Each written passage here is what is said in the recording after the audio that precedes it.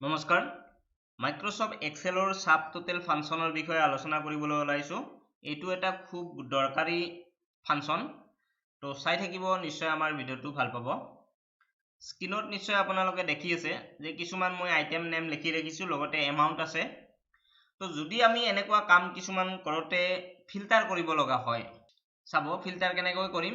এই কলম হেডিঙত ক্লিক কৰি সো সাইডে যি শৰ্ট এণ্ড ফিল্টাৰ অপচন আছে তাত ক্লিক কৰিছো আৰু ফিল্টাৰ অপচনটোত মই ক্লিক কৰি দিছো। লগে লগে ইয়াত ফিল্টাৰ বুটাম বিলাক দেখা দিছে। মই আইটেমৰ ফিল্টাৰ বুটামটোত ক্লিক কৰিছো, এখন লিষ্ট দেখা দিছে। সেই লিষ্টখনত ইয়াত আইটেম নেম বিলাকৰ বিপৰীতে আমি একোটাকৈ চেক বক্স দেখা পাইছো, আৰু ওপৰৰ যিটো চেক বক্স তাত সিলেক্ট অল লিখা আছে। সিলেক্ট অলৰ যিটো চেক বক্স সেইটো আনচেক কৰি দিয়াৰ লগে লগে বাকি বিলাকো আনচেক হৈ গৈছে। এতিয়া মই পেন যিটো আইটেম তাৰে চেক বক্সটো চেক কৰি দিলো, ওকে ক্লিক কৰি দিয়াৰ লগে লগে পেন বিলাক দেখা দিছে, কিন্তু টোটেল যিটো এমাউন্ট তলত আছিল সেইটো নাইকিয়া হৈ গৈছে। আৰু সিৰিয়েল নাম্বাৰটোৰ পিনে চাওক, সিৰিয়েল নাম্বাৰো চেঞ্জ হৈ গৈছে। 1 6 8 9 10 এনেকুৱা ধৰণৰ হৈছে, 1 2 3 4 এনেকুৱা হোৱা নাই। তো নিশ্চয় আমাৰ অসুবিধাটো ক'ত গম পাইছে। তো আমি যদি ফিল্টাৰ কৰো এনেকুৱা ক্ষেত্ৰত, তেতিয়া আমাৰ এই তলৰ যিটো টোটেল সেইটো নাইকিয়া হৈ যায়।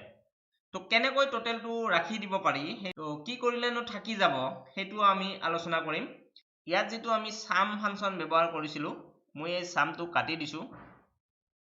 টোটেলটোৰ কাৰণে এইবাৰ মই সাব টোটেল ফাংচন ব্যৱহাৰ কৰিম। কেনেকৈ ব্যৱহাৰ কৰিম চাব, সমান চিন দিলো, SUBTOTAL সাব টোটেল লিখি আপুনি ব্ৰেকেট আৰম্ভ কৰি দিয়াৰ লগে লগে এখন লিষ্ট অহা দেখা হ'ব। অটোমেটিক্যালি এই লিষ্টখন ওলাই যাব।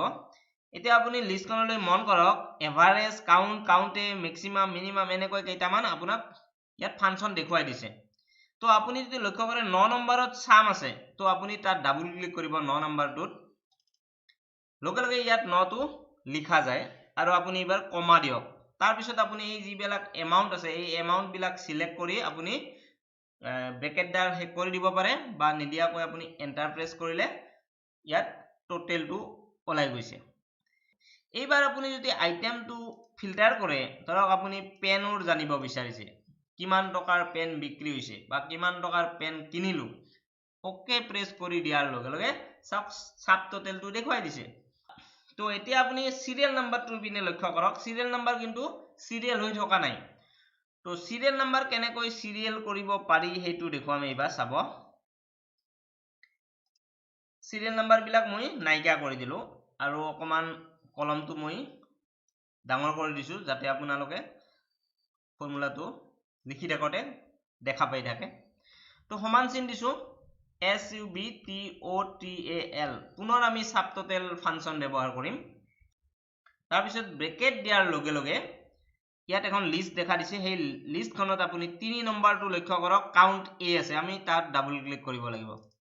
3টো ইয়াত লেখা গৈছে। এইবাৰ কমা দিছো, আমি কমা দি যিটো পেন আইটেম নেম পেন প্ৰথমৰটো পেনত ক্লিক কৰি দিছো, তো B টো লেখা গৈছে। তাৰপিছত মই কলন চিনটো দি দিম, দিয়াৰ লগে লগে পুনৰ B টো লেখা গৈছে, মানে B টো দুবাৰ লেখা গ'ল। এতিয়া আপুনি ব্ৰেকেটডাল শেষ কৰি দিব পাৰে। কিন্তু ইয়াত এটা কাম আছে, B টো যি দুবাৰ দেখা দিছে, আপুনি এটা B টোত B আৰু 2ৰ মাজতে ক্লিক কৰি দিব। তাৰ পিছত আপুনি Shift 4 প্ৰেছ কৰিব, ডলাৰ চিনটো মাজত সোমাই যাব। তাৰ পিছত এন্টাৰ প্ৰেছ কৰিব। এতিয়া আপুনি ফিল হেন্ডেলত ধৰি টানি দিব পাৰে।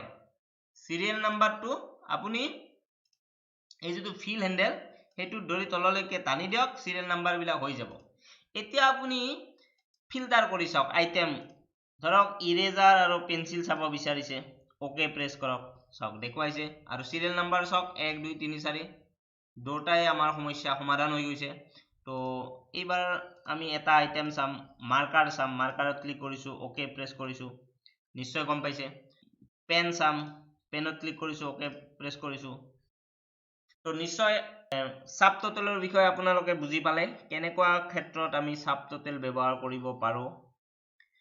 যদি আমাৰ এই ভিডিওটো ভাল পাইছে, লাইক আৰু কমেন্ট কৰাৰ উপৰিও শ্বেয়াৰ কৰিবলৈ নাপাহৰিব। আজিলৈকে ইমানতে সামৰিলো, ধন্যবাদ।